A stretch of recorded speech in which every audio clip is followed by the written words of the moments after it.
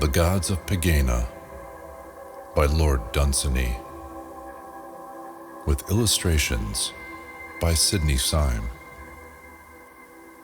Narrated by Matthew Schmitz.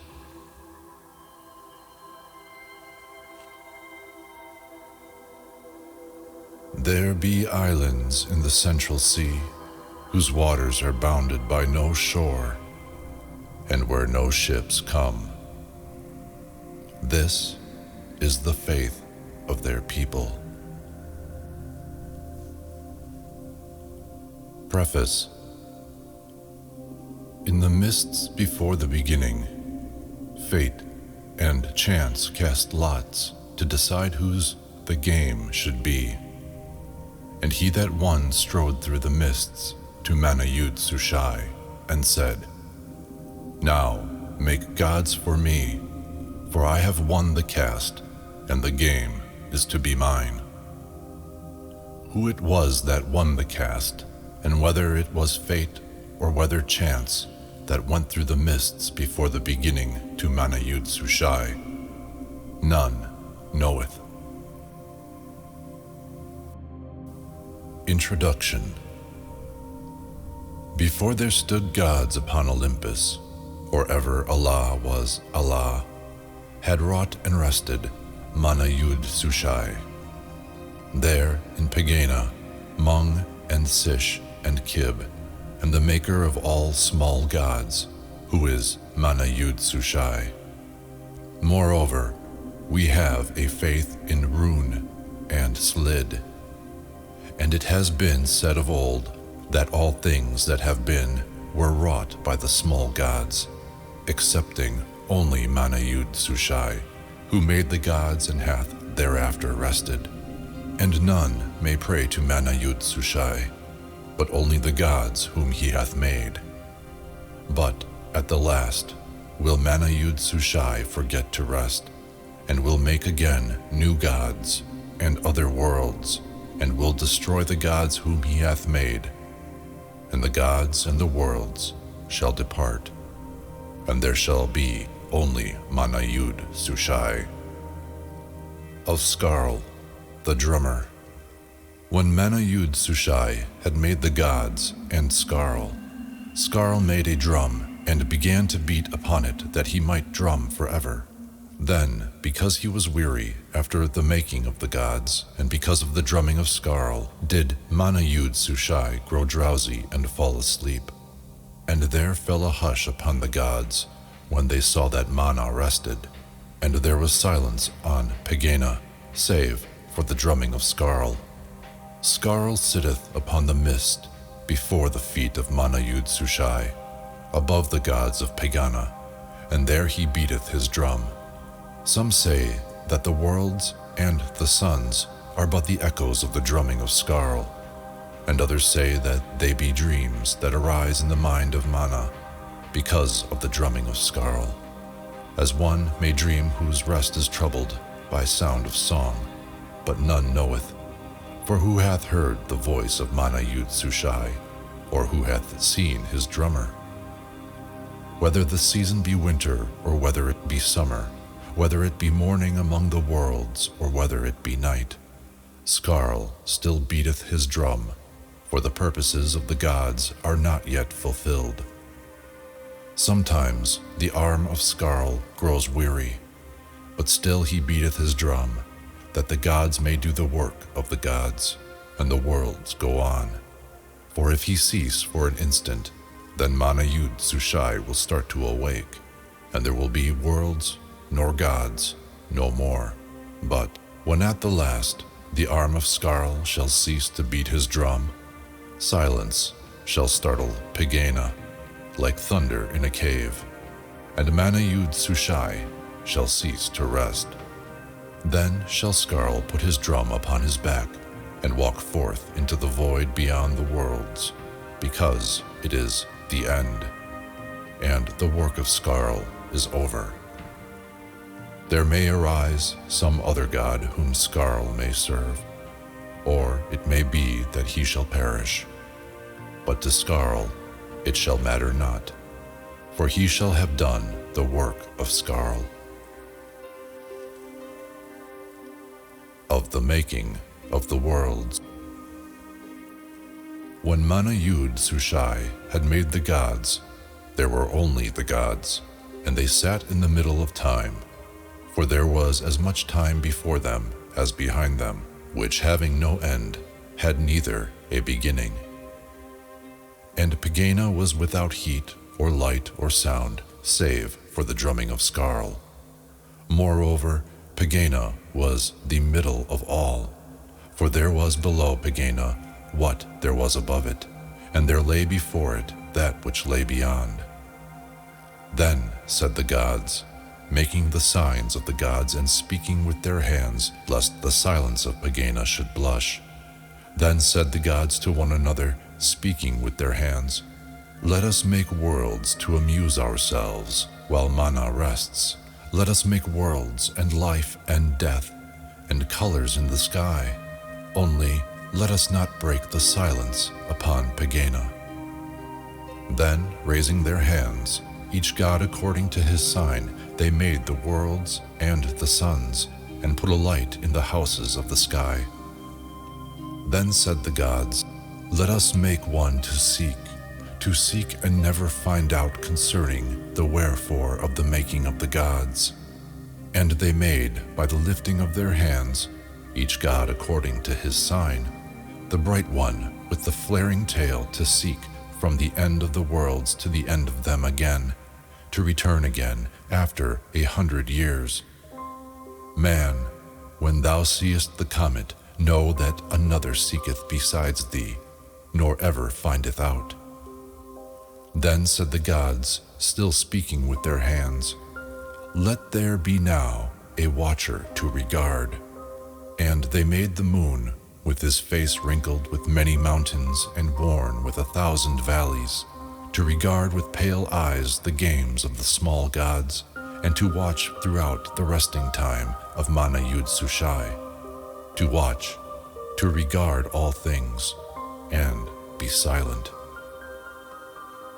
Then said the gods, let us make one to rest, one not to move among the moving, one not to seek like the comet, nor to go round like the worlds, to rest while Mana rests.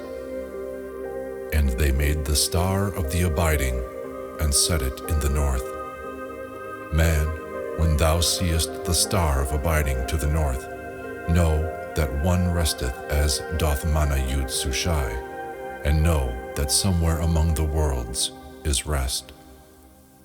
Lastly, the gods said, we have made worlds and suns, and one to seek and another to regard. Let us now make one to wonder. And they made earth to wonder, each god by the uplifting of his hand according to his sign. And earth was. Of the game of the gods. 1,000,000 years passed over the first game of the gods, and Mana Yud Sushai still rested, still in the middle of time, and the gods still played with worlds. The moon regarded, and the bright one sought, and returned again to his seeking. Then Kib grew weary of the first game of the gods, and raised his hand in Pegana, making the sign of Kib, and earth became covered with beasts for Kib to play with. And Kib played with beasts. But the other gods said one to another, speaking with their hands, what is it that Kib has done? And they said to Kib, what are these things that move upon the earth, yet move not in circles like the worlds, that regard like the moon, and yet they do not shine? And Kib said, this is life. But the gods said one to another, if Kib has thus made beasts, he will in time make men, and will endanger the secret of the gods. And Hmong was jealous of the work of Kib, and sent down death among the beasts, but could not stamp them out. 1,000,000 years passed over the second game of the gods, and still it was the middle of time. And Kib grew weary of the second game, and raised his hand in the middle of all, making the sign of Kib, and made men. Out of beasts he made them, and earth was covered with men. Then the gods feared greatly for the secret of the gods, and set a veil between man and his ignorance, that he might not understand. And Hmong was busy among men. But when the other gods saw Kib playing his new game, they came and played it too. And this they will play until Mana arises to rebuke them, saying, "What do ye, playing with worlds and sons and men, and life and death?" And they shall be ashamed of their playing in the hour of the laughter of Mana Yud Sushai. It was Kib who first broke the silence of Pegana by speaking with his mouth like a man.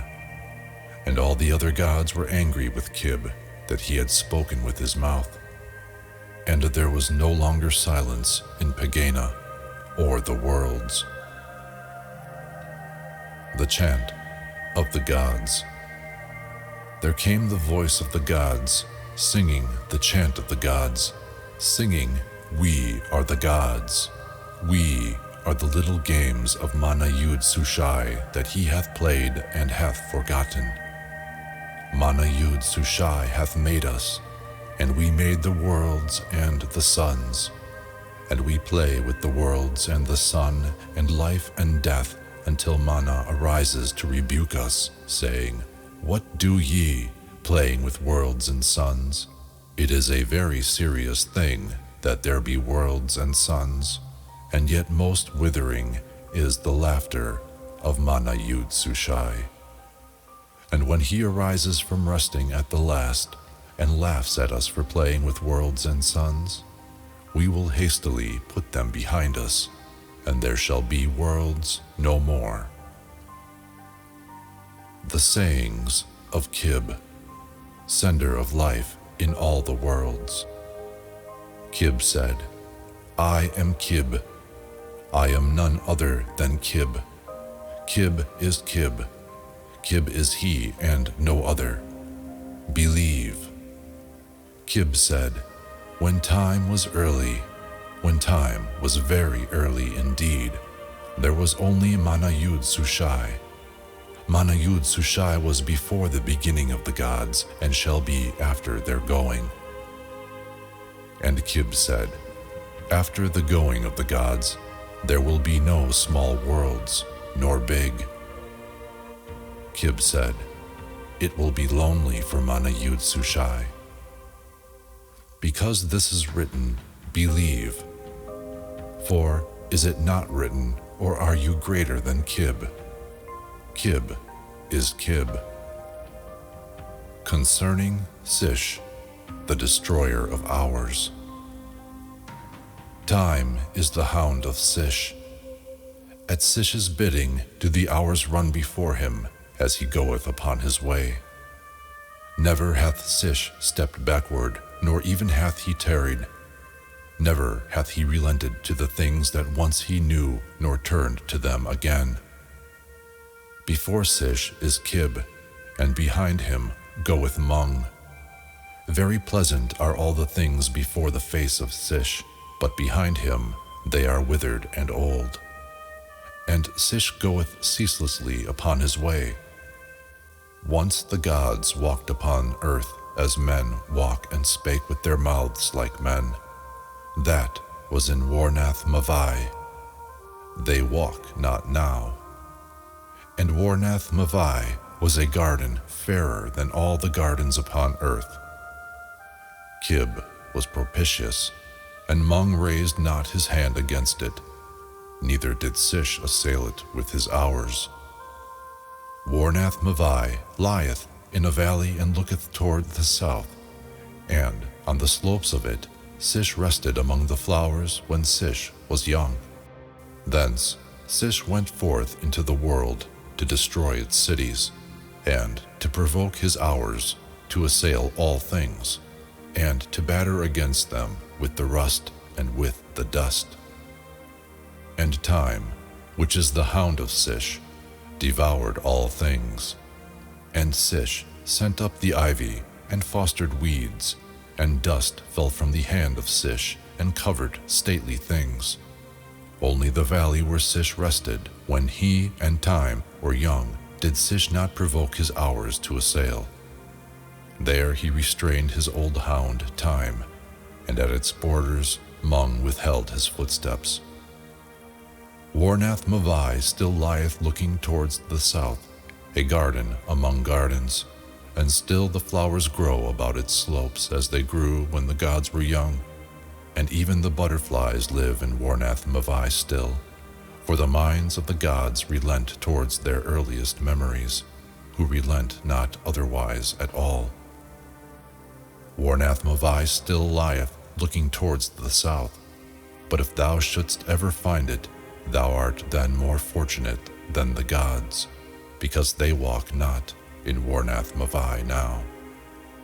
Once did the prophet think that he discerned it in the distance beyond mountains, a garden exceeding fair with flowers.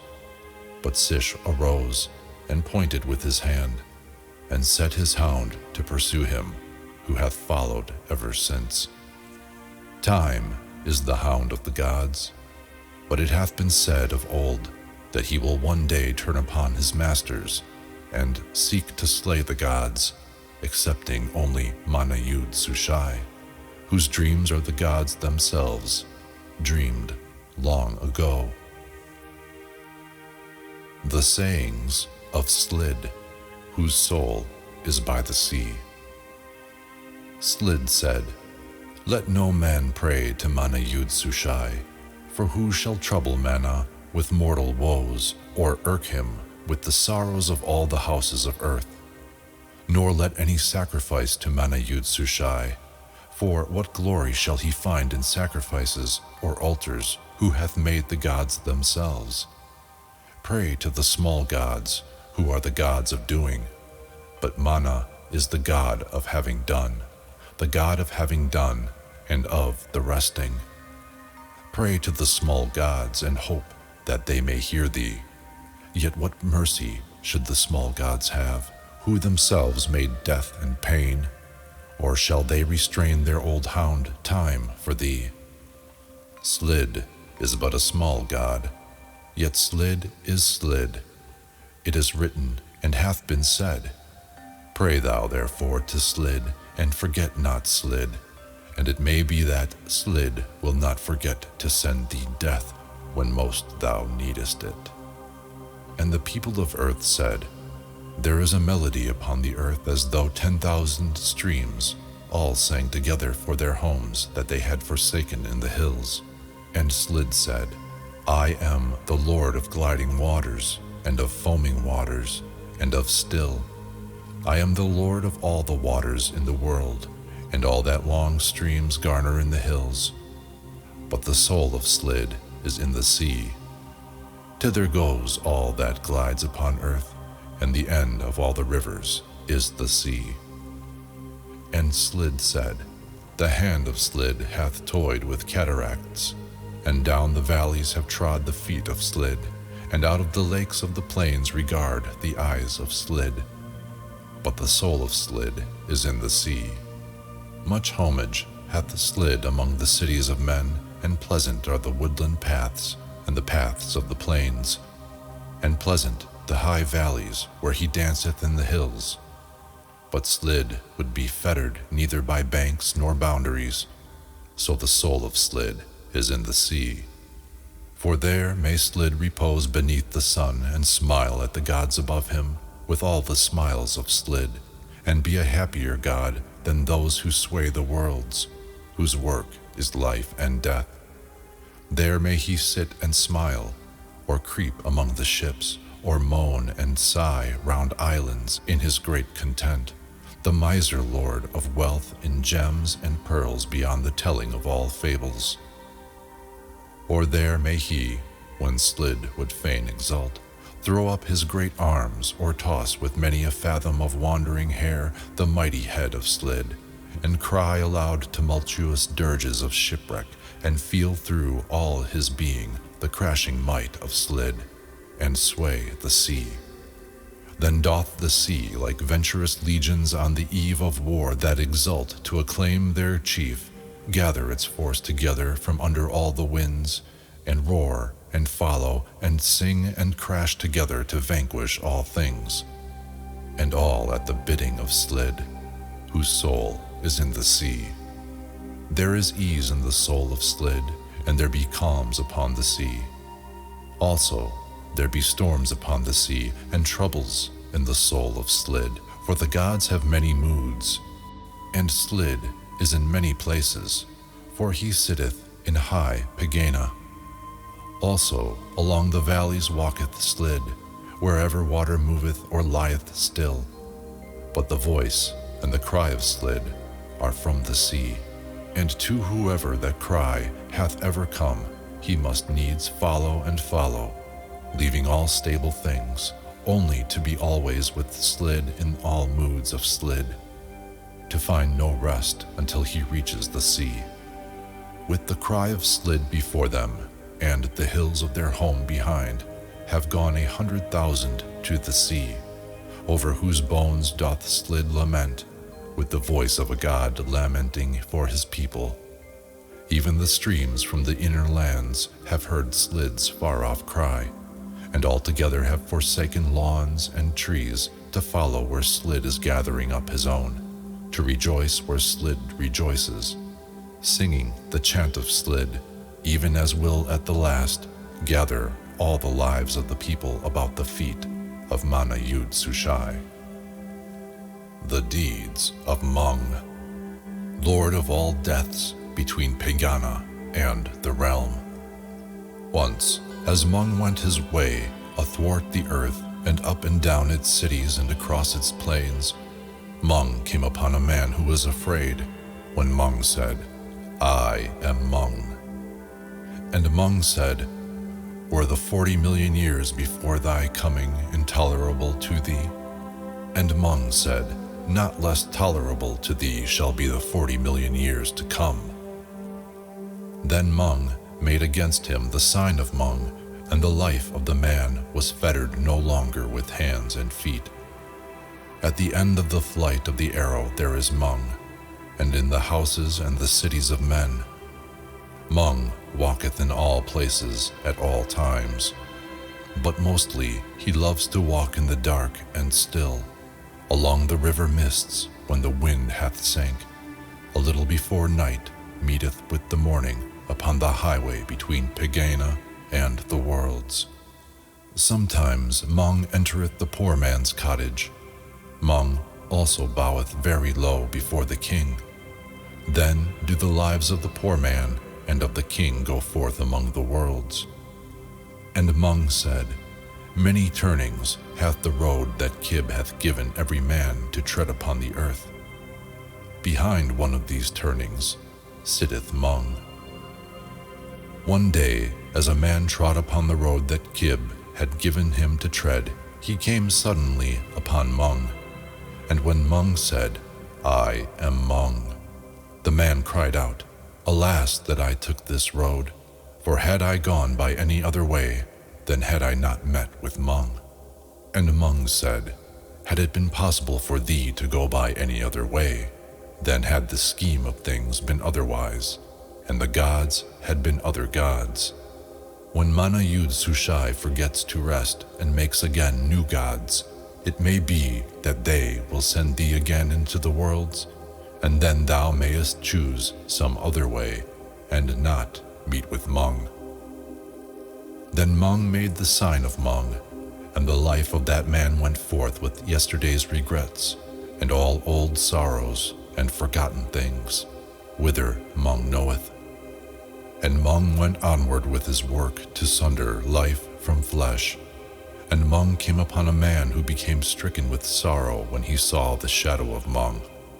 But Hmong said, "When at the sign of Hmong thy life shall float away, there will also disappear thy sorrow at forsaking it." But the man cried out, "O Hmong, tarry for a little, and make not the sign of Hmong against me now, for I have a family upon the earth with whom sorrow will remain, though mine should disappear because of the sign of Hmong." And Hmong said, With the gods it is always now, and before Sish hath banished many of the years, the sorrows of thy family for thee shall go the way of thine. And the man beheld Hmong making the sign of Hmong before his eyes, which beheld things no more. The chant of the priests. This is the chant of the priests, the chant of the priests of Hmong. This is the chant of the priests. All day long to Hmong cry out the priests of Hmong, and yet Hmong hearkeneth not. What then shall avail the prayers of all the people? Rather bring gifts to the priests, gifts to the priests of Hmong. So shall they cry louder unto Hmong than ever was their wont. And it may be that Hmong shall hear. Not any longer then shall fall the shadow of Hmong athwart the hopes of the people. Not any longer then shall the tread of Hmong darken the dreams of the people. Not any longer shall the lives of the people be loosened because of Hmong.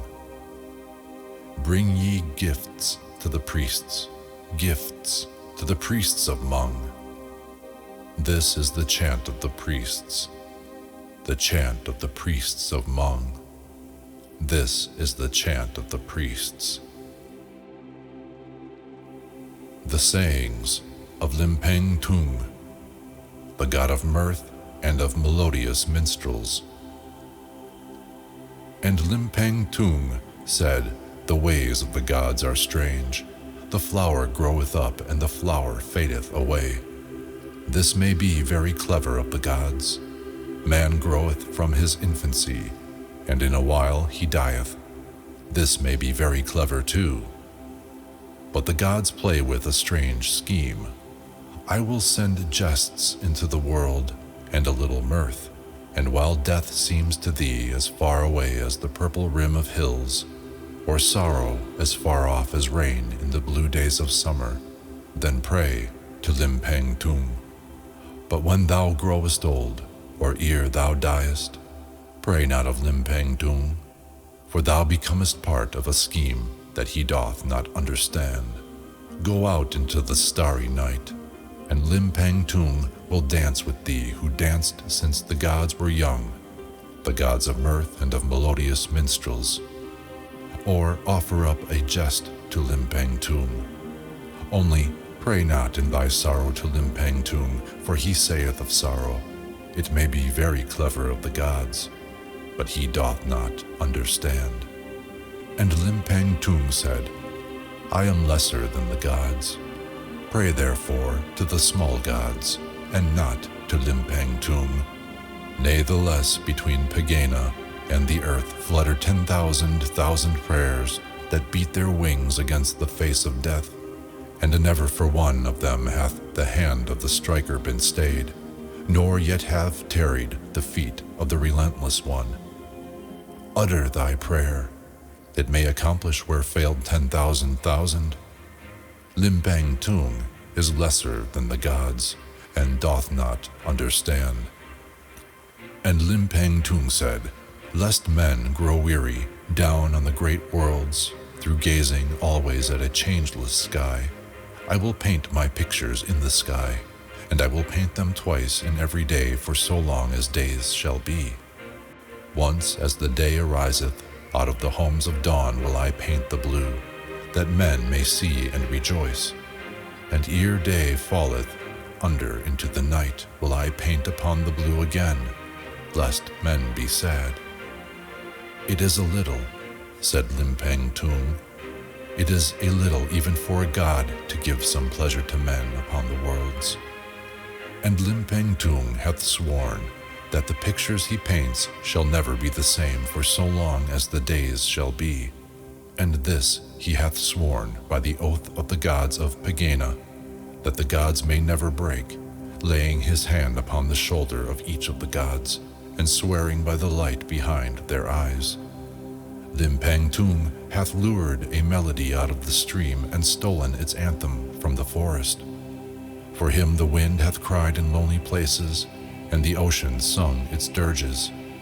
There is music for Limpang-Tung in the sounds of the moving of grass, and in the voices of the people that lament, or in the cry of them that rejoice.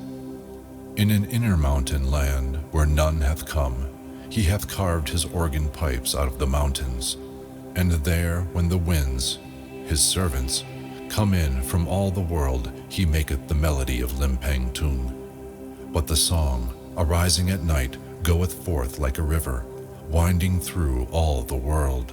And here and there amid the peoples of earth one heareth. And straightway all that hath voice to sing crieth aloud in music to his soul.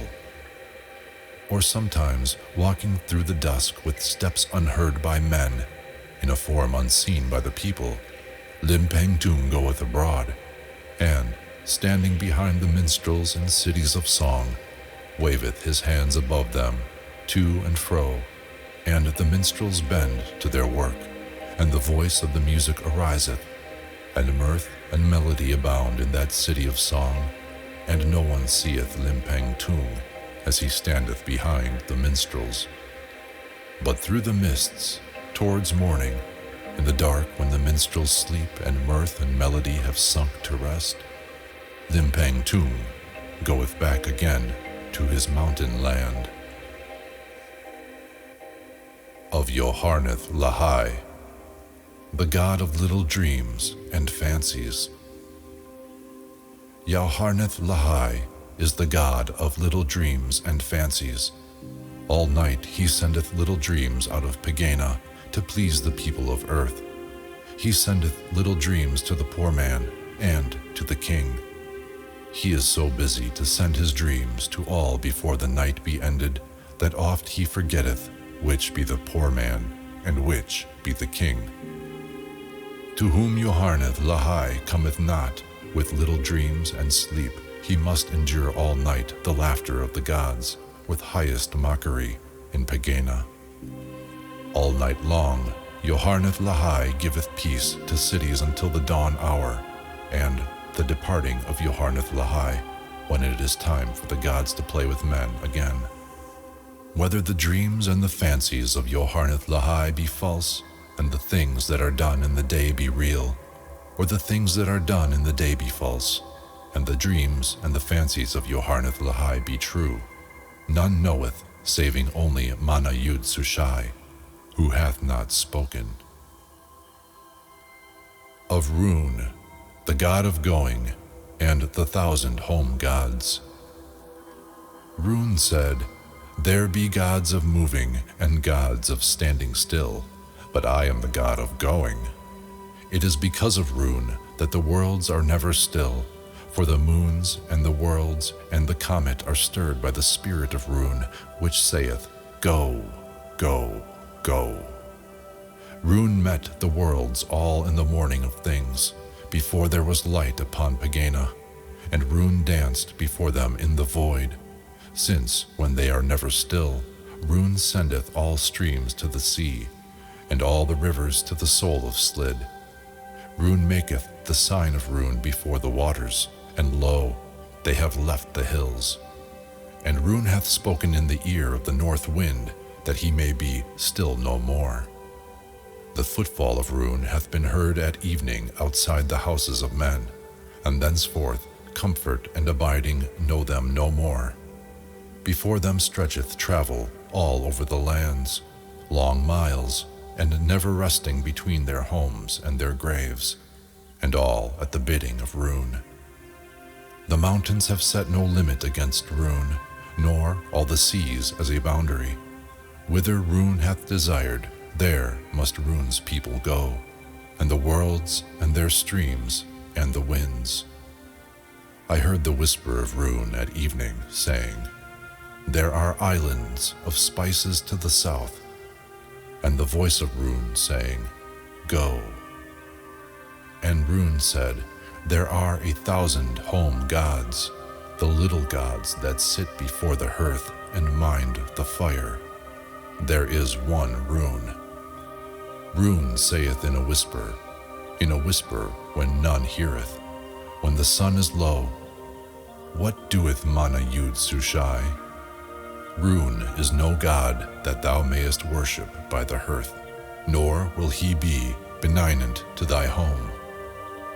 Offer to Roon thy toiling and thy speed, whose incense is the smoke of campfire to the south, whose song is the sound of going, whose temples stand beyond the farthest hills in his lands behind the east. Yaranerith, Yaranerith, Yaranerith, which signifieth beyond. These words be carved in letters of gold upon the arch of the great portal of the temple of Roon that men have builded looking towards the east upon the sea, where Roon is carved as a giant trumpeter, with his trumpet pointing towards the east beyond the seas. Whoso heareth his voice, the voice of Roon at evening, he at once forsaketh the home gods that sit beside the hearth. These be the gods of the hearth: Pitsu, who stroketh the cat; Hobith, who calms the dog; and Habania, the lord of glowing embers; and little Zumbibu, the lord of dust; and old Gribaun, who sits in the heart of the fire to turn the wood to ash. All these be home gods, and live not in Pegana, and be lesser than Roon. There is also Kilulugung, the lord of a rising smoke, who taketh the smoke from the hearth and sendeth it to the sky, who is pleased if it reacheth Pegana, so that the gods of Pegana, speaking to the gods, say, There is Kilulugung, doing the work on earth of Kilulugung.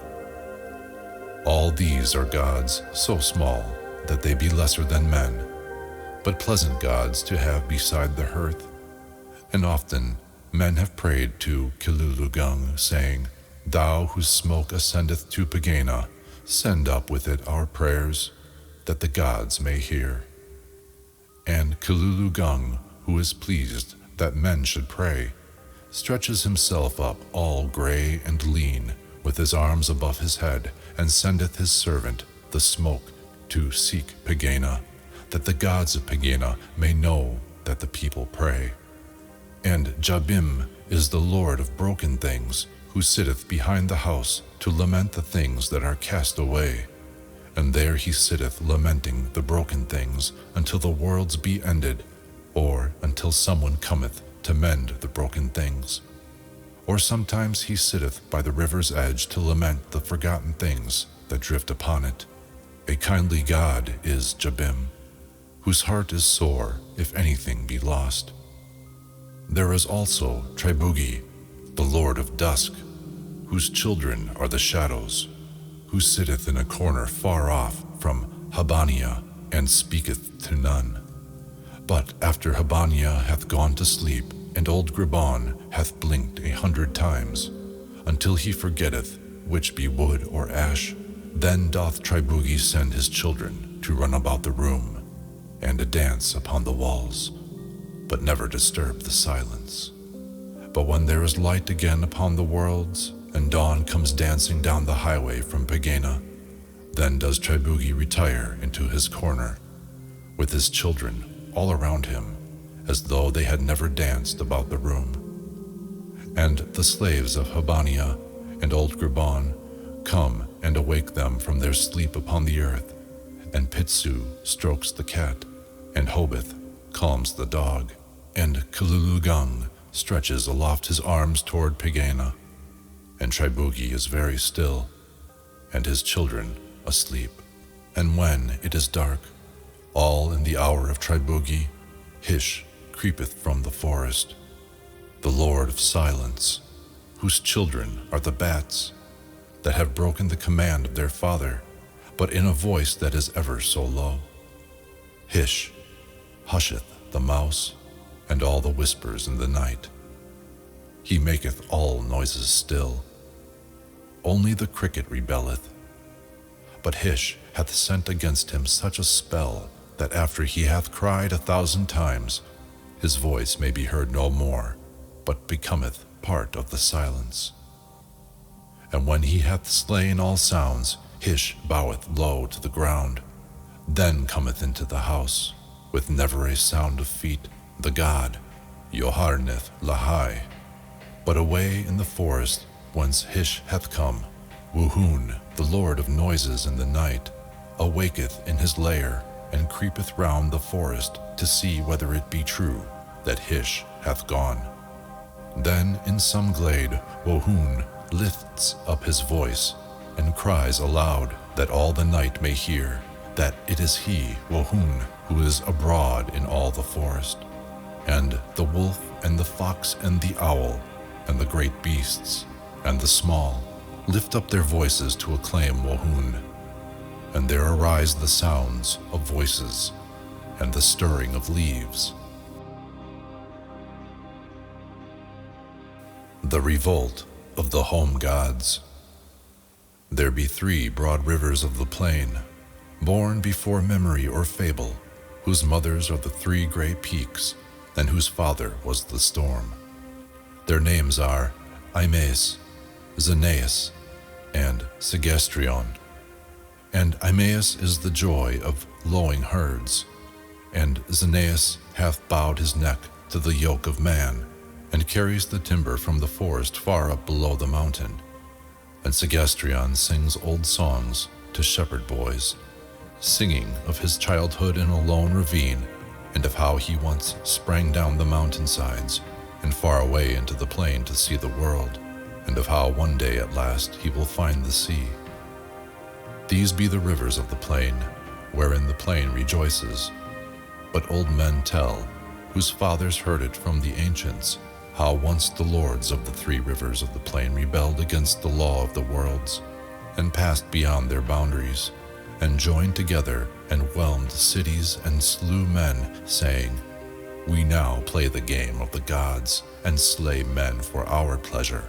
We be greater than the gods of Pegana. And all the plain was flooded to the hills, and Imaeus and Zenaeus and Segestrion sat upon the mountains and spread their hands over their rivers that rebelled by their command. But the prayer of men going upward found Pegana, and cried in the ear of the gods. There be 3 home gods who slay us for their pleasure, and say that they be mightier than Pegana's gods, and play their game with men. Then were all the gods of Pegana very wroth, but they could not whelm the lords of the 3 rivers, because, being home gods, though small, they were immortal.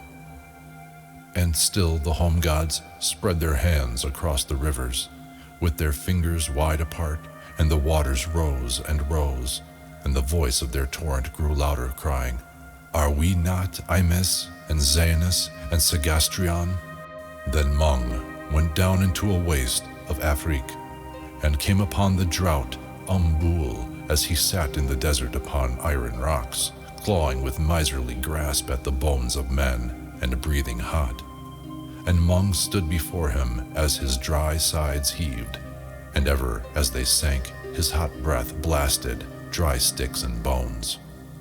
Then Hmong said, Friend of Hmong, go thou and grin before the faces of Imaeus and Zenaeus and Segestrion, till they see whether it be wise to rebel against the gods of Pegana. And Umbul answered, I am the beast of Hmong. And Umbul came and crouched upon a hill upon the other side of the waters, and grinned across them at the rebellious home gods. And whenever Imaeus and Zenaeus and Segestrion stretched out their hands over their rivers, they saw before their faces the grinning of Umbul. And because the grinning was like death in a hot and hideous land, therefore they turned away, and spread their hands no more over their rivers, and the waters sank and sank. But when Umbul had grinned for 30 days, the waters fell back into the riverbeds, and the lords of the rivers slunk away back again to their homes. Still, Umbul sat and grinned. Then Imaeus sought to hide himself in a great pool beneath a rock, and Zenaeus crept into the middle of a wood, and Segestrion lay and panted on the sand. Still, Umbul sat and grinned.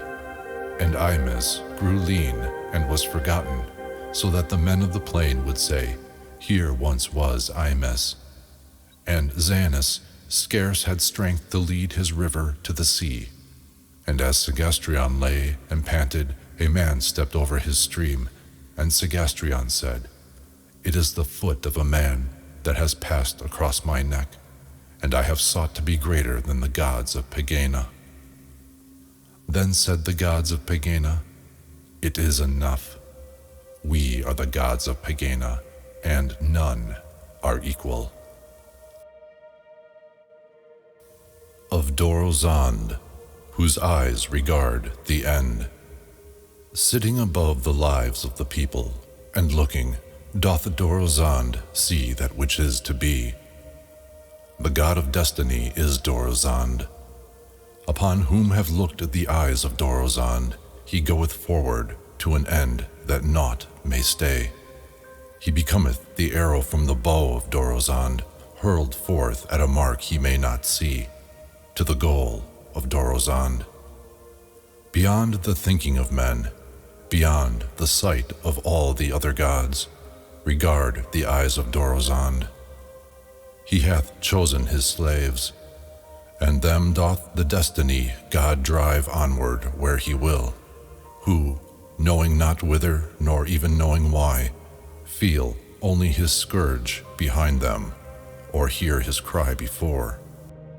There is something that Dorzand would fain achieve, and, therefore, hath he set the people striving, with none to cease or rest in all the worlds.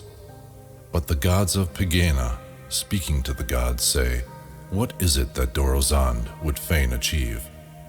It hath been written and said that not only the destinies of men are the care of Dorzand, but that even the gods of Pegana be not unconcerned by his will. All the gods of Pegana have felt a fear, for they have seen a look in the eyes of Dorzand that regardeth beyond the gods. The reason and purpose of the worlds is that there should be life upon the worlds, and life is the instrument of Dorzand, wherewith he would achieve his end. Therefore the worlds go on, and the rivers run to the sea, and life ariseth and flieth even in all the worlds, and the gods of Pegana do the work of the gods, and all for Dorzand. But when the end of Dorzand hath been achieved, there will be need no longer of life upon the worlds, nor any more a game for the small gods to play. Then will Kib tiptoe gently across Pegana to the resting place in highest Pegana of Mana Yud Sushai, and, touching reverently his hand, the hand that wrought the gods, say, "Mana Yud Sushai, thou hast rested long." And Mana Yud Sushai shall say, "Not so, for I have rested for but 50 aeons of the gods, each of them scarce more than 10 million mortal years of the worlds that ye have made." And then shall the gods be afraid when they find that Mana knoweth that they have made worlds while he rested, and they shall answer, "Nay, but the worlds came all of themselves." Then Mana Yud Sushai, as one who would have done with an irksome matter, will lightly wave his hand, the hand that wrought the gods, and there shall be gods no more. When there shall be 3 moons towards the north above the star of the abiding, 3 moons that neither wax nor wane, but regard towards the north, or when the comet ceaseth from his seeking and stands still, not any longer moving among the worlds, but tarrying as one who rests after the end of search, then shall arise from resting, because it is the end, the greater one, who rested of old time, even Mana Yud Sushai.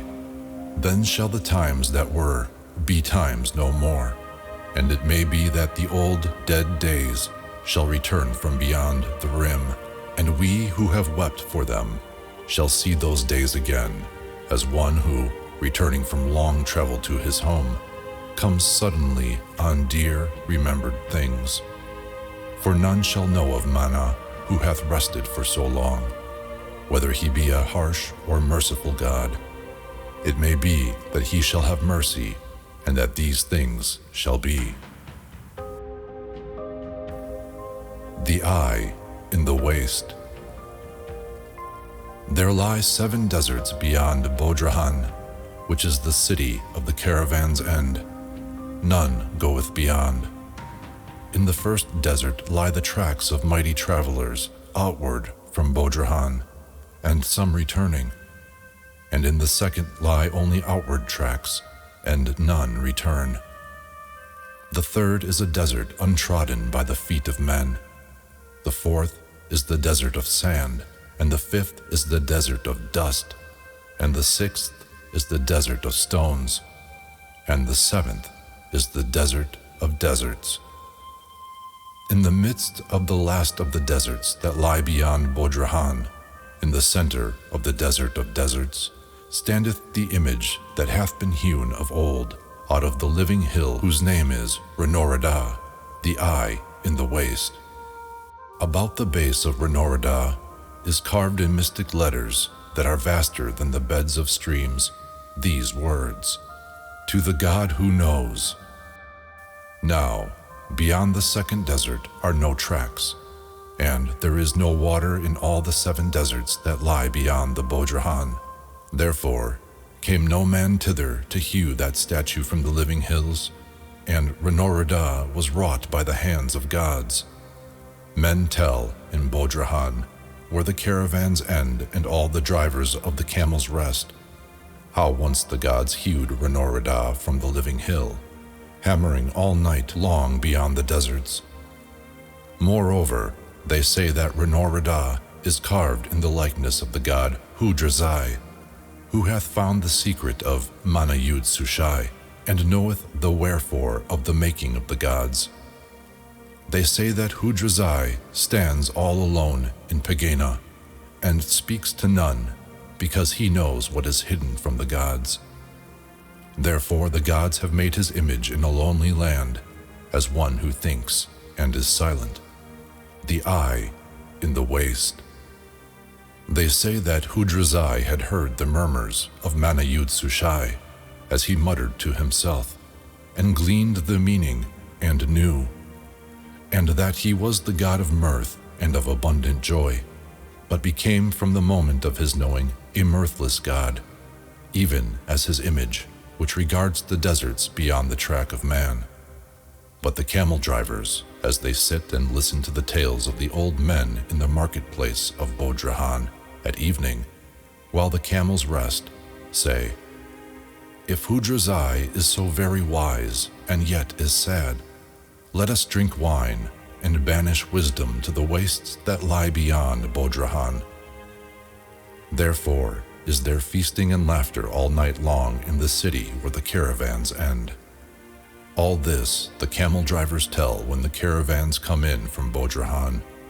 But who shall credit tales that camel drivers have heard from aged men in so remote a city? Of the thing that is neither God nor beast. Seeing that wisdom is not in cities, nor happiness in wisdom, and because Yadin the prophet was doomed by the gods ere he was born to go in search of wisdom, he followed the caravans to Dorzand. There in the evening, where the camels rest, when the wind of the day ebbs out into the desert, sighing amid the palms its last farewells, and leaving the caravans still, he sent his prayer with the wind to drift into the desert, calling to Hudrazai. And down the wind his prayer went calling, why do the gods endure, and play their game with men? Why doth not Scarl forsake his drumming, and Mana cease to rest? And the echo of 7 deserts answered, who knows, who knows? But out in the waste, beyond the 7 deserts where Renorada looms enormous in the dusk, at evening his prayer was heard, and from the rim of the waste whither had gone his prayer came 3 flamingos flying, and their voices said, going south, at every stroke of their wings. But as they passed by the prophet, they seemed so cool and free, and the desert so blinding and hot, that he stretched up his arms towards them.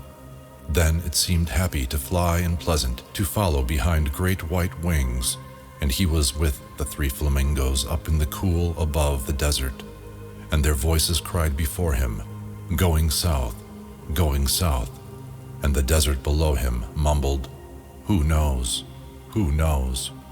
Sometimes the earth stretched up towards them with peaks of mountains, sometimes it fell away in steep ravines. Blue rivers sang to them as they passed above them, or very faintly came the song of breezes in lone orchards, and far away the sea sang mighty dirges of old forsaken isles. But it seemed that in all the world there was nothing only to be going south.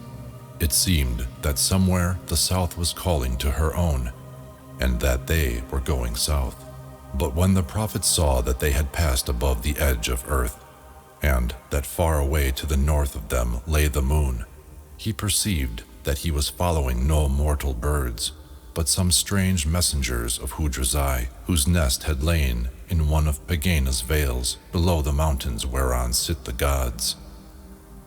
Still they went south, passing by all the worlds and leaving them to the north, till only Araxes, Zadrus, and Heraglion lay still to the south of them, where great Ingazi seemed only a point of light, and Yo and Mindo could be seen no more.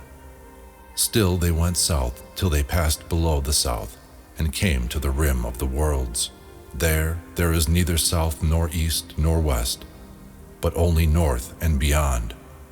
There is only north of it where lie the worlds, and beyond it where lies the silence, and the rim is a mass of rocks that were never used by the gods when they made the worlds, and on it sat Trogul. Trogul is the thing that is neither god nor beast, who neither howls nor breathes. Only it turns over the leaves of a great book, black and white forever until the end.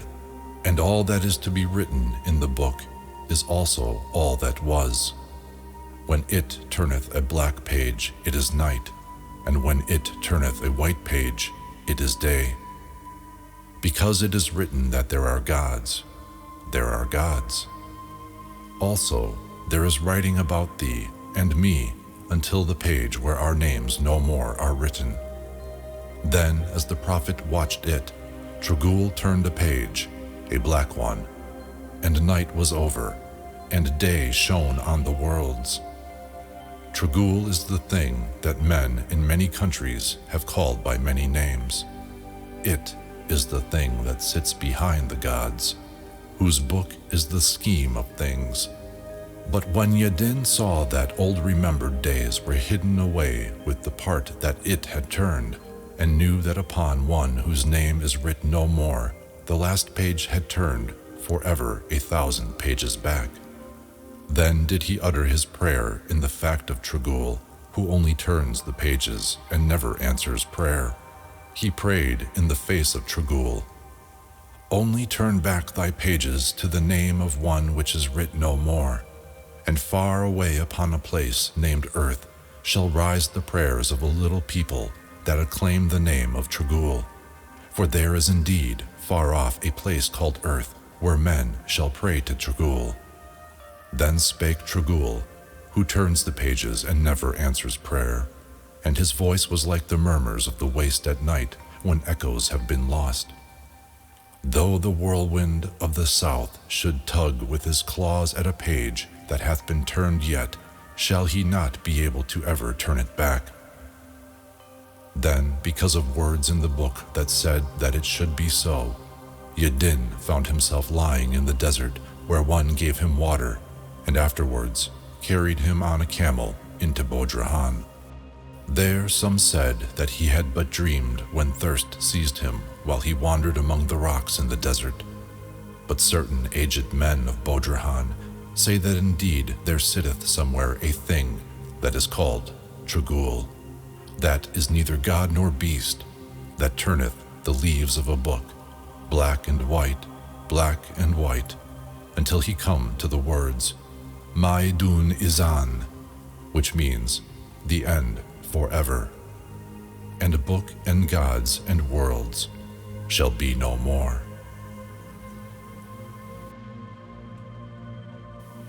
Yonath, the prophet. Yonath was the first among prophets who uttered unto men. These are the words of Yonath, the first among all prophets.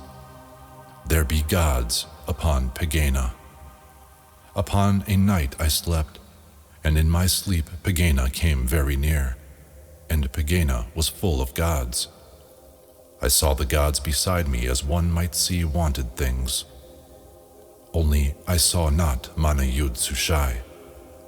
And in that hour, in the hour of my sleep, I knew.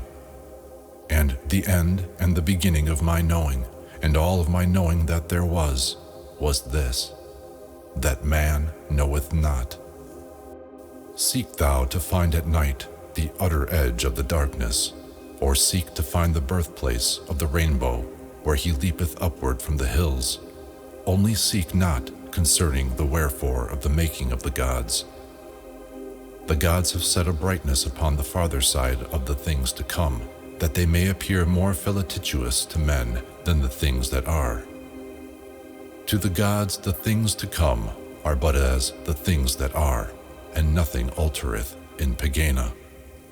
The gods, although not merciful, are not ferocious gods. They are the destroyers of the days that were, but they set a glory about the days to be. Man must endure the days that are, but the gods have left him his ignorance as a solace.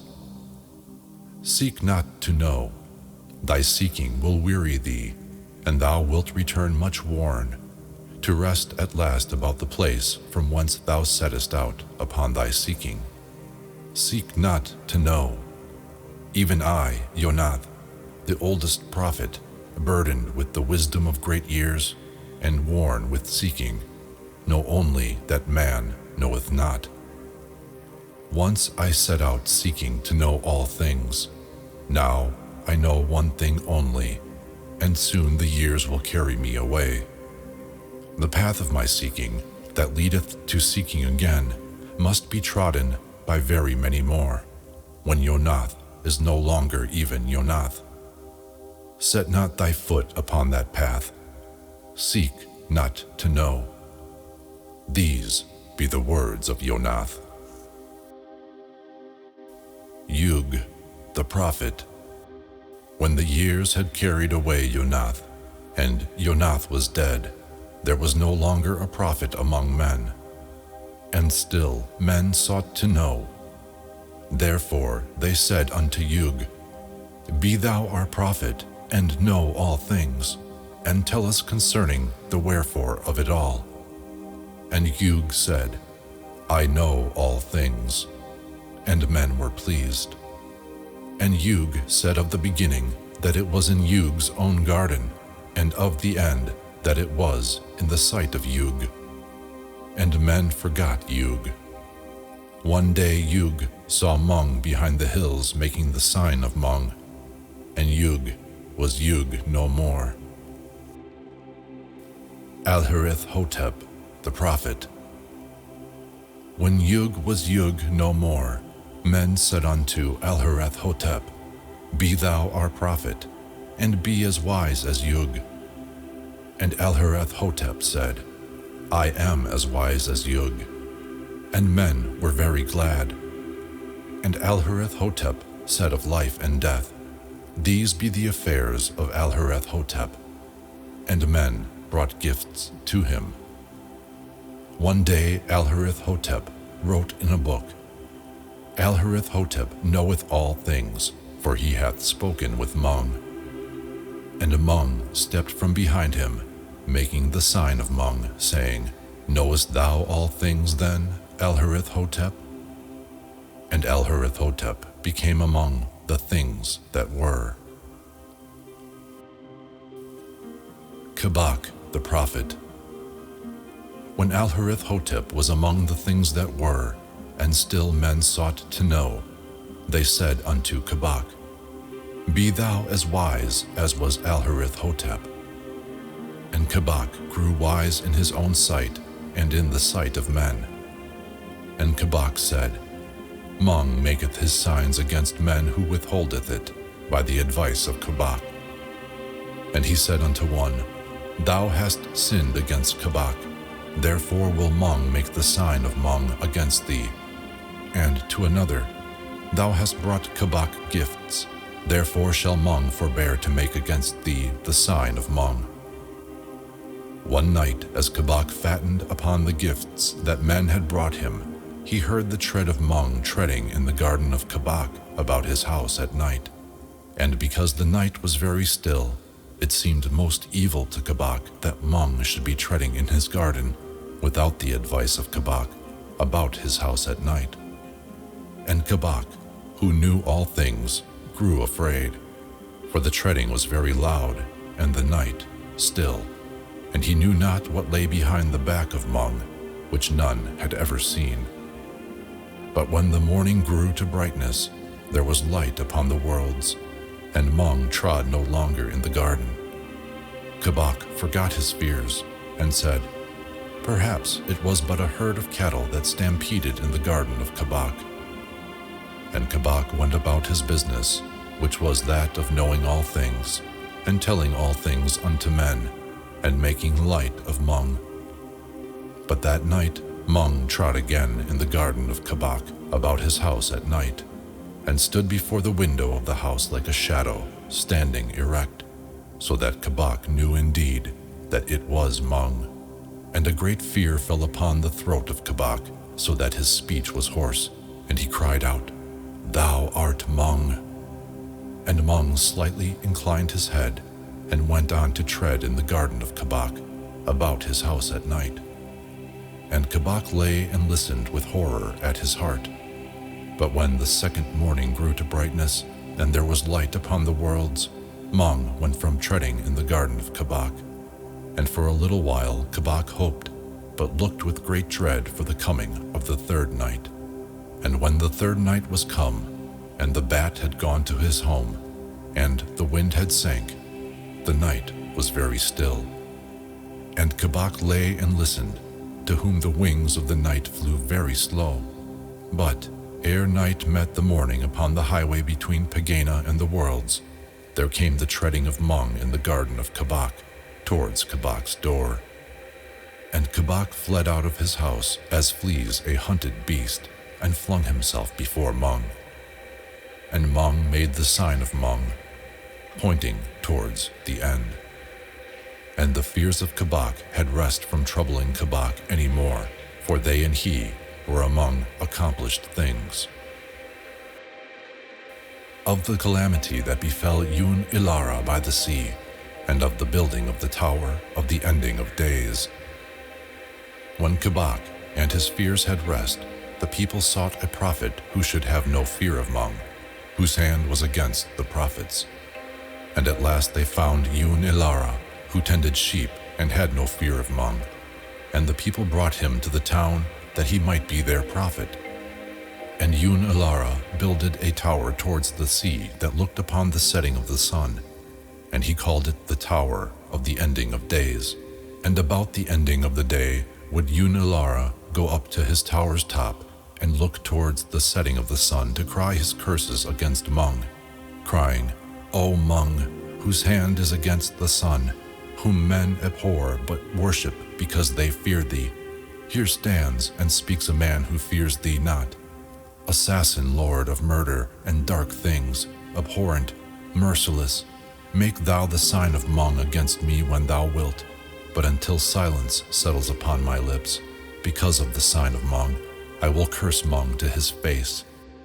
And the people in the street below would gaze up with wonder towards Yoon-Ilara, who had no fear of Hmong, and brought him gifts. Only in their homes after the falling of the night would they pray again with reverence to Hmong. But Hmong said, Shall a man curse a god? And still Hmong came not nigh to Yoon-Ilara as he cried his curses against Hmong from his tower towards the sea.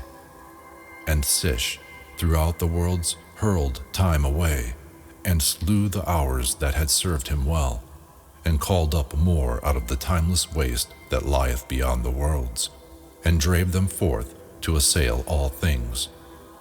And Sish cast a whiteness over the hairs of Yoon-Ilara, and ivy about his tower, and weariness over his limbs, for Hmong passed by him still.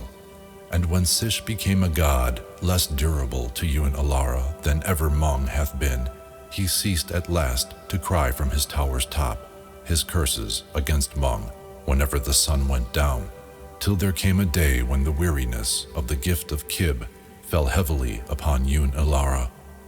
Then from the tower of the ending of days did Yoon-Ilara cry out thus to Hmong, crying, O Hmong, O loveliest of the gods, O Hmong, most dearly to be desired, thy gift of death is the heritage of man, with ease and rest and silence and returning to the earth. Kib giveth but toil and trouble, and Sish, he sendeth regrets with each of his hours wherewith he assails the world. Johanneth Lahai cometh nigh no more. I can no longer be glad with Limpang-Tung. When the other gods forsake him, a man hath only Hmong. But Hmong said, Shall a man curse a god? And every day and all night long did Yoon-Ilara cry aloud, Ah, now for the hour of the mourning of many, and the pleasant garlands of flowers and the tears and the moist dark earth. Ah, for the repose down underneath the grass, where the firm feet of the trees grip hold upon the world, where never shall come the wind that now blows through my bones, and the rain shall come warm and trickling, not driven by storm, where is the easeful falling asunder of bone from bone in the dark. Thus prayed Yoon-Ilara, who had cursed in his folly and youth, while never heeded Hmong.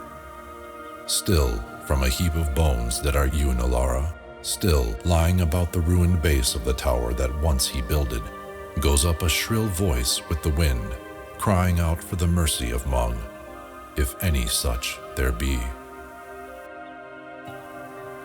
Of how the gods whelmed Sadith. There was dole in the valley of Sadith. For 3 years there had been pestilence, and in the last of the 3 a famine. Moreover, there was imminence of war. Throughout all Sadith men died night and day and night within the temple of all the gods, save one, for none may pray to Mana-Yud-Sushai. Did the priests of the gods pray hard? For they said, For a long while a man may hear the droning of little insects, and yet not be aware that he hath heard them. So may the gods not hear our prayers at first until they have been very oft repeated. But when your praying has troubled the silence, long it may be that some god, as he strolls in Pegana's glades, may come on one of our lost prayers, that flutters like a butterfly tossed in a storm, when all its wings are broken. Then, if the gods be merciful, they may ease our fears in Sadith, or else they may crush us, being petulant gods. And so we shall see trouble in Sadith no longer, with its pestilence and dearth and fears of war. But in the 4th year of the pestilence, and in the 2nd year of the famine, and while still there was imminence of war, came all the people of Sadith to the door of the temple of all the gods save one, where none may enter but the priests, but only leave gifts and go.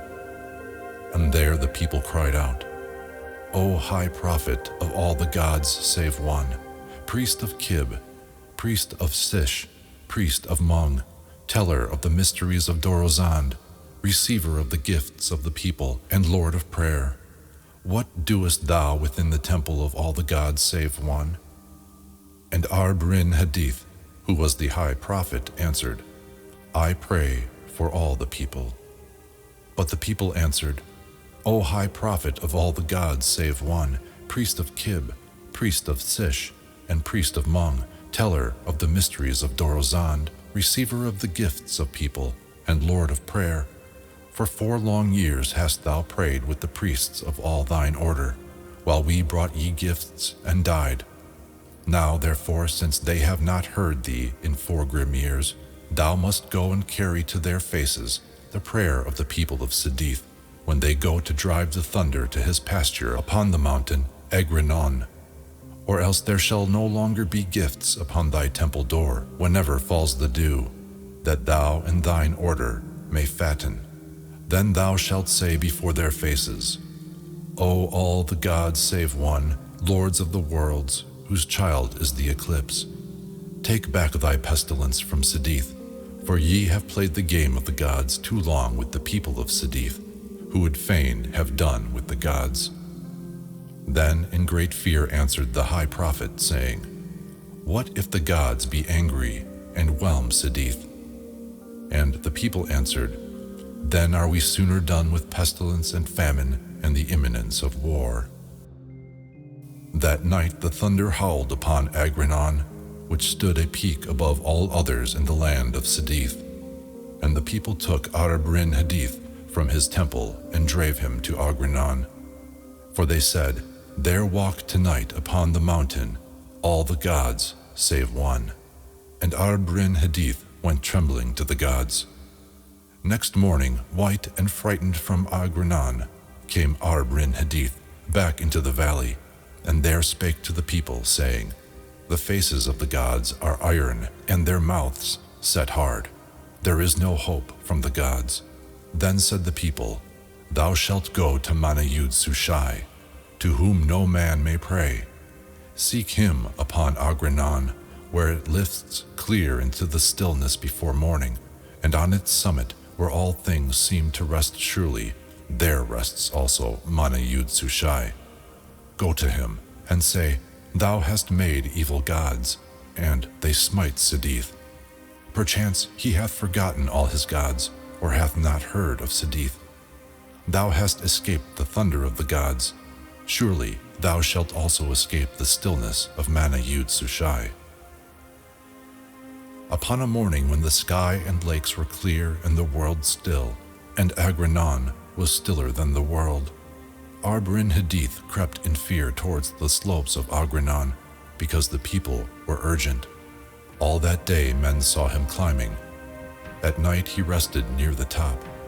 But ere the morning of the day that followed, such as rose early saw him in the silence, a speck against the blue, stretch up his arms upon the summit to Mana-Yud-Sushai. Then instantly they saw him not, nor was he ever seen of men again who had dared to trouble the stillness of Mana-Yud-Sushai. Such as now speak of Sadith tell of a fierce and potent tribe that smote away a people in a valley enfeebled by pestilence, where stood a temple to all the gods save one, in which was no high priest. Of how Imbon became high prophet in Eredek of all the gods save one. Imbon was to be made high prophet in Eredek of all the gods save one. From Adra, Rudra, and all the lands became all high prophets of the earth to the temple in Eredek of all the gods save one. And they told Imbon how the secret of things was upon the summit of the dome of the hall of night, but faintly writ, and in an unknown tongue.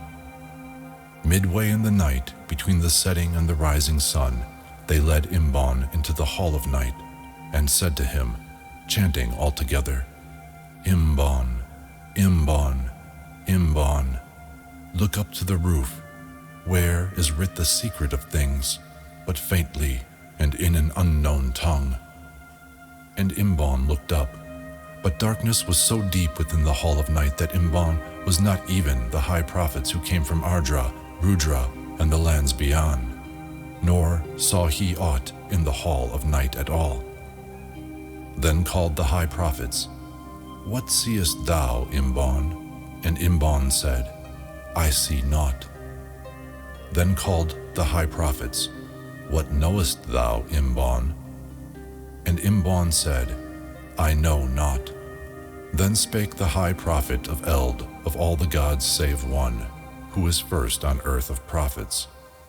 O Imbon, we have all looked upwards in the hall of night towards the secret of things, and ever it was dark, and the secret faint, and in an unknown tongue.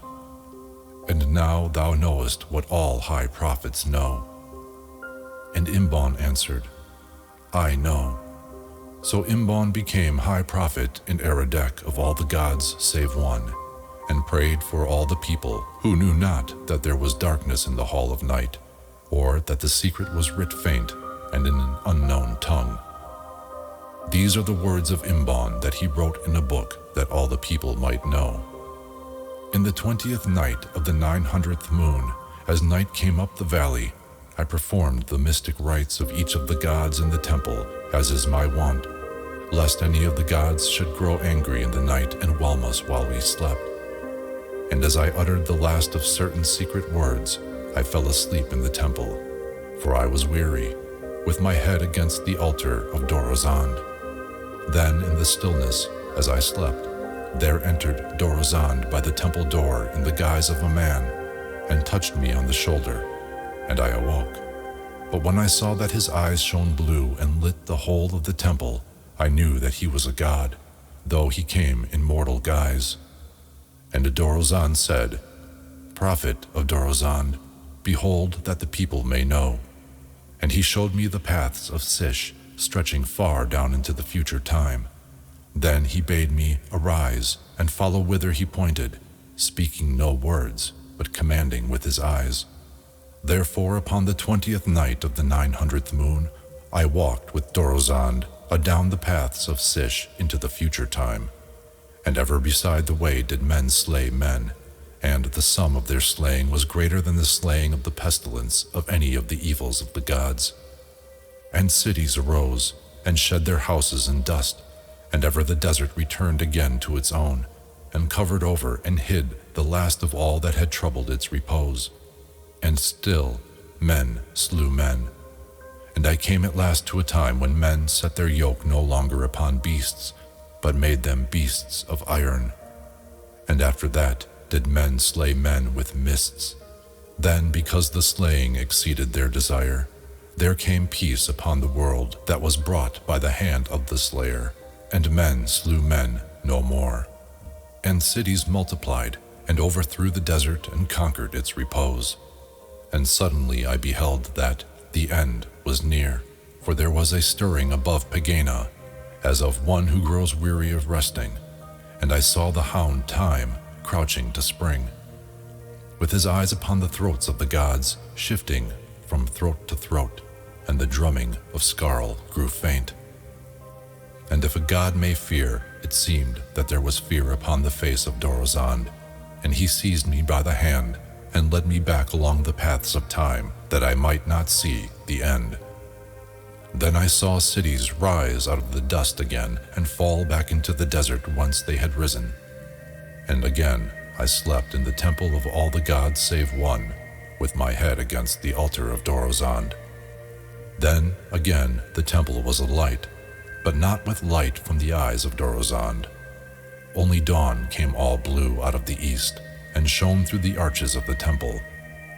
Then I awoke and performed the morning rites and mysteries of all the gods save one, lest any of the gods be angry in the day and take away the sun. And I knew that because I, who had been so near to it, had not beheld the end, that a man should never behold it, or know the doom of the gods. This they have hidden. Of how Imbon met Zodrak. The prophet of the gods lay resting by the river to watch the stream run by. And as he lay, he pondered on the scheme of things and the works of all the gods.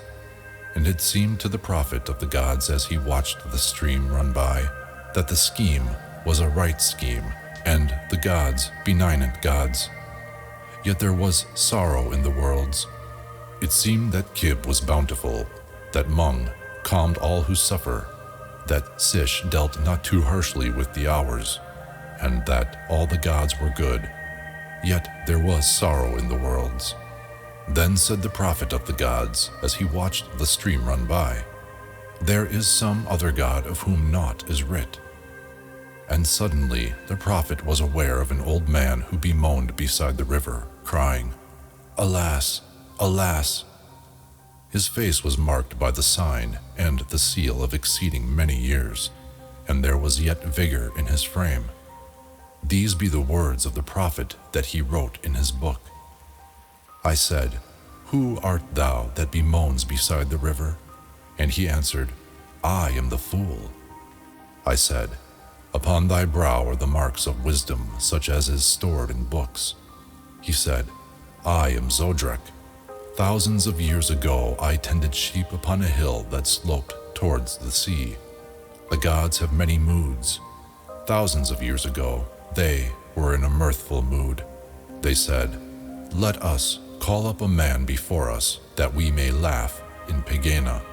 And their eyes that looked on me saw not me alone, but also saw the beginning and the end, and all the worlds besides. Then said the gods, speaking as speak the gods, Go, back to thy sleep. But I, who am the fool, had heard it said on earth that whoso seeth the gods upon Pegana becometh as the gods, if so he demand to their faces, who may not slay him who hath looked them in the eyes. And I, the fool, said, I have looked in the eyes of the gods, and I demand what a man may demand of the gods when he hath seen them in Pegana. And the gods inclined their heads, and Hudrazi said, It is the law of the gods. And I, who was only a shepherd, how could I know? I said, I will make men rich. And the gods said, What is rich? And I said, I will send them love. And the gods said, What is love? And I sent gold into the worlds, and alas, I sent it with poverty and strife, and I sent love into the worlds, and with it grief. And now I have mixed gold and love most woefully together, and I can never remedy what I have done, for the deeds of the gods are done, and nothing may undo them. Then I said, I will give men wisdom, that they may be glad. And those who got my wisdom found that they knew nothing, and from having been happy became glad no more. And I, who would make men happy, have made them sad, and I have spoiled the beautiful scheme of the gods. And now my hand is forever on the handle of their plow. I was only a shepherd, and how should I have known? Now I come to thee as thou restest by the river, to ask of thee thy forgiveness, for I would fain have the forgiveness of a man. And I answered, O Lord of seven skies, whose children are the storms, shall a man forgive a god? He answered, Men have sinned not against the gods, as the gods have sinned against men, since I came into their counsels. And I, the prophet, answered, O Lord of seven skies, whose plaything is the thunder, thou art amongst the gods. What need hast thou for words from any man? He said, Indeed, I am amongst the gods, who speak to me as they speak to other gods. Yet is there always a smile about their mouths, and a look in their eyes that saith, Thou wert a man.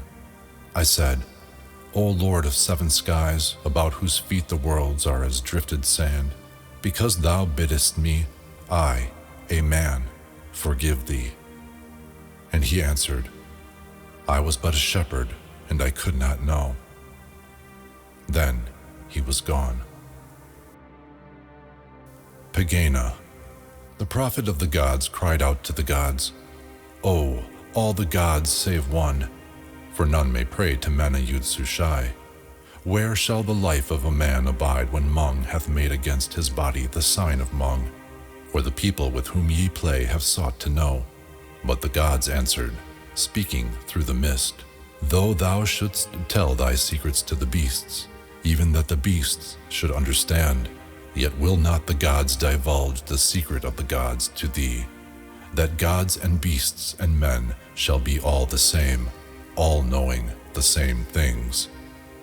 That night Johanneth Lahai came to Eredek, and said unto Imbon, Wherefore wouldst thou know the secret of the gods, that not the gods may tell thee? When the wind blows not, where then is the wind? Or when thou art not living, where art thou? What should the wind care for the hours of calm, or thou for death? Thy life is long, eternity is short, so short that, shouldst thou die and eternity should pass, and after the passing of eternity thou shouldst live again, thou wouldst say, I closed mine eyes but for an instant. There is an eternity behind thee as well as one before. Hast thou bewailed the aeons that passed without thee, who art so much afraid of the aeons that shall pass? Then said the prophet, How shall I tell the people that the gods have not spoken, and their prophet doth not know? For then should I be prophet no longer, and another would take the people's gifts instead of me. Then said Imbon to the people, The gods have spoken, saying, O Imbon, our prophet, it is as the people believe whose wisdom hath discovered the secret of the gods, and the people, when they die, shall come to Pegana, and there live with the gods, and there have pleasure without toil. And Pegana is a place all white with the peaks of mountains, on each of them a god, and the people shall lie upon the slopes of the mountains, each under the god that he hath worshipped most, when his lot was in the worlds. And there shall music beyond thy dreaming come drifting through the scent of all the orchards in the worlds, with somewhere someone singing an old song that shall be as a half-remembered thing. And there shall be gardens that have always sunlight, and streams that are lost in no sea beneath skies forever blue. And there shall be no rain, nor no regrets. Only the roses that in highest Pegana have achieved their prime shall shed their petals in showers at thy feet, and only far away on the forgotten earth shall voices drift up to thee that cheered thee in thy childhood about the gardens of thy youth. And if thou sighest for any memory of earth because thou hearest unforgotten voices, then will the gods send messengers on wings to soothe thee in Pegana, saying to them, There one sigheth who hath remembered earth, and they shall make Pegana more seductive for thee still, and they shall take thee by the hand and whisper in thine ear, till the old voices are forgot. And besides the flowers of Pegana, there shall have climbed by then until it hath reached to Pegana, the rose that clamored about the house where thou wast born. Thither shall also come the wandering echoes of all such music as charmed thee long ago. Moreover, as thou sittest on the orchard lawns that clothe Pegana's mountains, and as thou hearkenest to melody that sways the souls of the gods, there shall stretch away, far down beneath thee, the great unhappy earth, till gazing from rapture upon sorrows thou shalt be glad that thou wert dead. And from the three great mountains that stand aloof over all the others, Grimbol, Zebul, and Trehagabol, shall blow the wind of the morning, and the wind of all the day, borne upon the wings of all the butterflies that have died upon the worlds, to cool the gods and Pegana. Far through Pegana a silvery fountain, lured up by the gods from the central sea, shall fling its waters aloft, and over the highest of Pegana's peaks, above Trehagabol, shall burst into gleaming mists to cover highest Pegana, and make a curtain about the resting place of Mana Yud Sushai. Alone, still and remote below the base of one of the inner mountains, lieth a great blue pool. Whoever looketh down into its waters may behold all his life that was upon the worlds, and all the deeds that he hath done. None walk by the pool, and none regard its depths, for all in Pegana have suffered, and all have sinned some sin, and it lieth in the pool. And there is no darkness in Pegana, for when night hath conquered the sun, and stilled the worlds, and turned the white peaks of Pegana into gray, then shine the blue eyes of the gods like sunlight on the sea, where each god sits upon his mountain, and at the last, upon some afternoon, perhaps in summer, shall the gods say, speaking to the gods, What is the likeness of Mana Yud Sushai, and what the end? And then shall Mana Yud Sushai draw back with his hand the mists that cover his resting, saying, This is the face of Mana Yud Sushai, and this the end. Then said the people to the prophet, Shall not black hills draw round in some forsaken land, to make a veil-wide cauldron wherein the molten rock shall seethe and roar, and where the crags of mountains shall be hurled upward to the surface and bubble and go down again, that there our enemies may boil forever? And the prophet answered, It is writ large about the bases of Pegana's mountains, upon which sit the gods. Thine enemies are forgiven. The sayings of Imbon. The prophet of the gods said, Yonder beside the road there sitteth a false prophet, and to all who seek to know the hidden days he saith, Upon the morrow the king shall speak to thee as his chariot goeth by. Moreover, all the people bring him gifts, and the false prophet hath more to listen to his words than hath the prophet of the gods. Then said Imbon, What knoweth the prophet of the gods? I know only that I and men know naught concerning the gods, or aught concerning men. Shall I, who am their prophet, tell the people this? For wherefore have the people chosen prophets, but that they should speak the hopes of the people, and tell the people that their hopes be true? The false prophet saith, Upon the morrow the king shall speak to thee. Shall not I say, Upon the morrow the gods shall speak with thee as thou restest upon Pegana? So shall the people be happy, and know that their hopes be true who have believed the words that they have chosen a prophet to say. But what shall know the prophet of the gods, to whom none may come to say, Thy hopes are true, for whom none may make strange signs before his eyes to quench his fear of death, for whom alone the chant of his priests availeth naught? The prophet of the gods hath sold his happiness for wisdom, and hath given his hopes for the people. Said also Imbon, When thou art angry at night, observe how calm be the stars. And shall small ones rail when there is such a calm among the great ones? Or when thou art angry by day, regard the distant hills, and see the calm that doth adorn their faces. Shalt thou be angry while they stand so serene? Be not angry with men, for they are driven as thou art by Dorzand. Do bullocks goad one another, on whom the same yoke rests? And be not angry with Dorzand, for then thou beatest thy bare fingers against iron cliffs. All that is so because it was to be. Rail not, therefore, against what is, for it was all to be. And Imbon said, The sun ariseth and maketh a glory about all the things that he seeth, and drop by drop he turneth the common dew to every kind of gem, and he maketh a splendor in the hills. And also man is born, and there rests a glory about the gardens of his youth. Both travel afar to do what Dorzand would have them do. Soon now the sun will set, and very softly come twinkling in the stillness all the stars. Also man dieth, and quietly about his grave will all the mourners weep. Will not his life arise again somewhere in all the worlds? Shall he not again behold the gardens of his youth? Or does he set to end? Of how Imbon spake of death to the king. There trod such pestilence in Eredek that the king, as he looked abroad out of his palace, saw men die. And when the king saw death, he feared that one day even the king should die. Therefore he commanded guards to bring before him the wisest prophet that should be found in Eredek.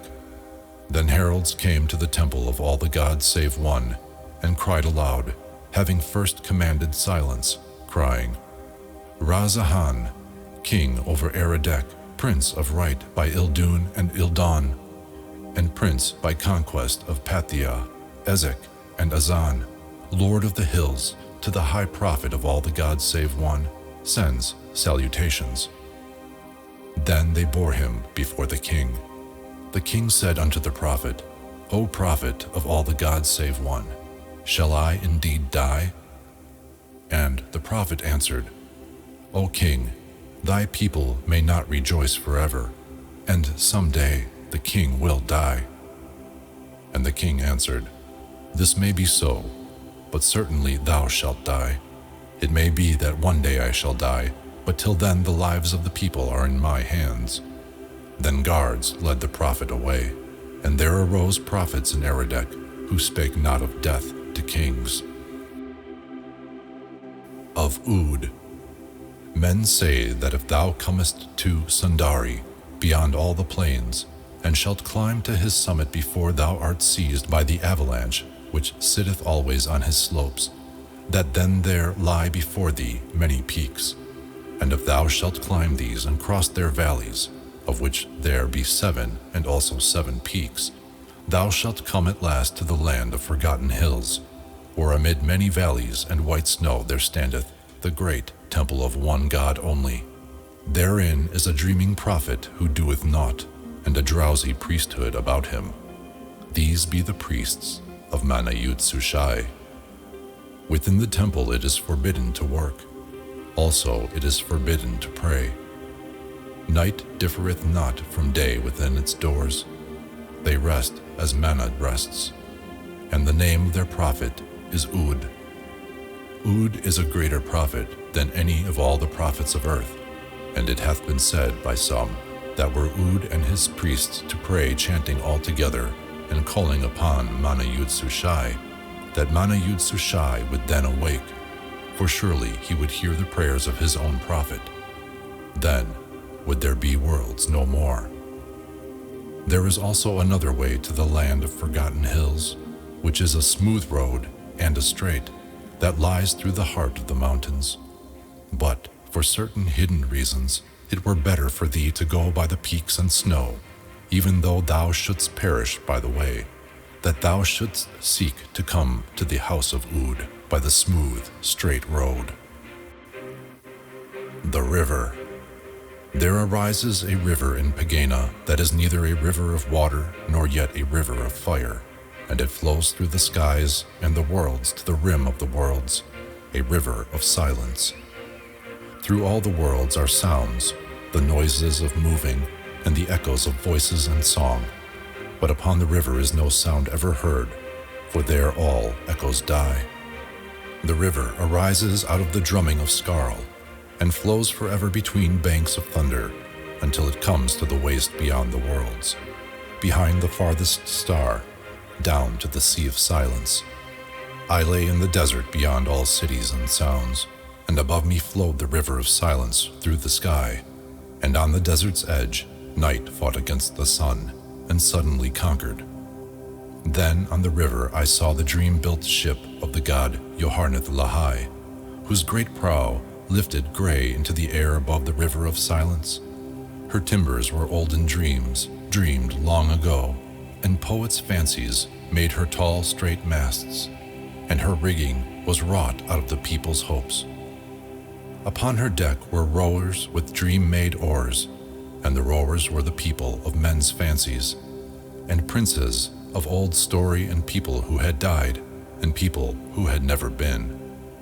These swung forward and swung back to row Johanneth Lahai through the worlds with never a sound of rowing. Forever, on every wind, float up to Pegana the hopes and the fancies of the people which have no home in the worlds. And there Johanneth Lahai weaves them into dreams to take them to the people again. And every night in his dream-built ship, Johanneth Lahai setteth forth, with all his dreams on board, to take again their old hopes back to the people, and all forgotten fancies. But ere the day comes back to her own again, and all the conquering armies of the dawn hurl their red lances in the face of the night, Johanneth Lahai leaves the sleeping worlds, and rows back up to the river of silence that flows from Pegana into the sea of silence that lies beyond the worlds. And the name of the river is Imrana, the river of silence. All they that be weary of the sound of cities, and very tired of clamor, creep down in the night time to Johanneth Lahai's ship, and going aboard it, among the dreams and the fancies of old times, lie down upon the deck, and pass from sleeping to the river, while Hmong, behind them, makes the sign of Hmong because they would have it so.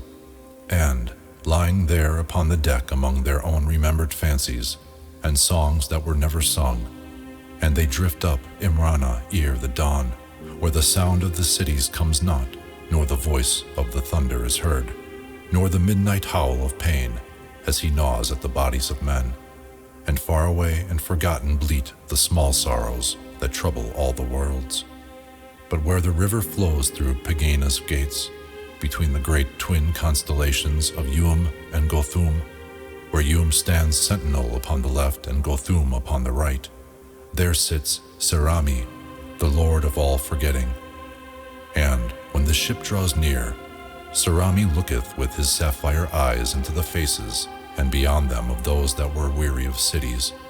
And as he gazes, as one that looketh before him, remembering naught, he gently waves his hands, and amid the waving of Serami's hands, there fall from all that behold him all their memories, save certain things that may not be forgotten, even beyond the worlds. It hath been said that when Scarl ceases to drum, and Mana Yud Sushai awakes, and the gods of Pegana know that it is the end, that then the gods will enter galleons of gold, and with dream-born rowers glide down Imrana, who knows whither or why, till they come where the river enters the silent sea, and shall there be gods of nothing, where nothing is, and never a sound shall come.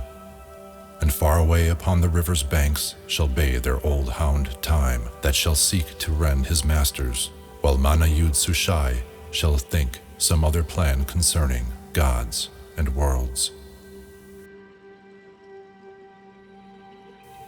The Bird of Doom and the End.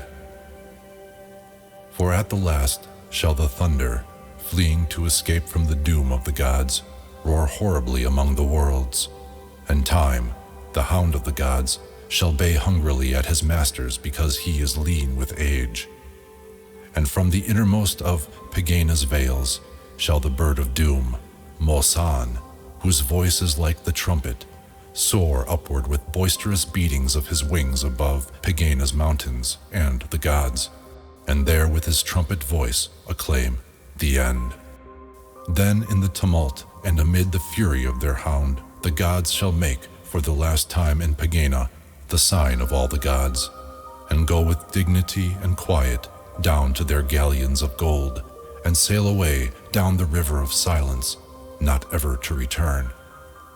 Then shall the river overflow its banks, and a tide come setting in from the silent sea, till all the worlds and the skies are drowned in silence, while Mana Yud Sushai, in the middle of all, sits deep in thought.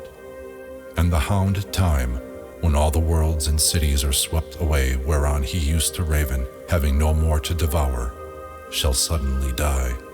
But there are some that hold, and this is the heresy of the Cygoths, that when the gods go down at the last into their galleons of gold, Hmong shall turn alone, and, setting his back against Trogul, and wielding the sword of severing, which is called Death, shall fight out his last fight with the hound Time, his empty scabbard Sleep clattering loose beside him.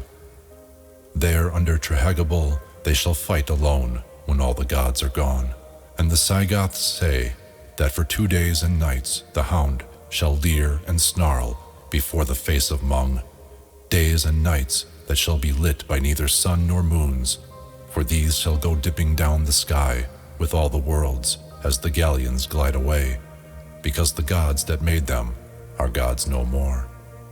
And then shall the hound, springing, tear out the throat of Hmong, who, making for the last time the sign of Hmong, shall bring down death crashing through the shoulders of the hound, and in the blood of Time that sword shall rust away.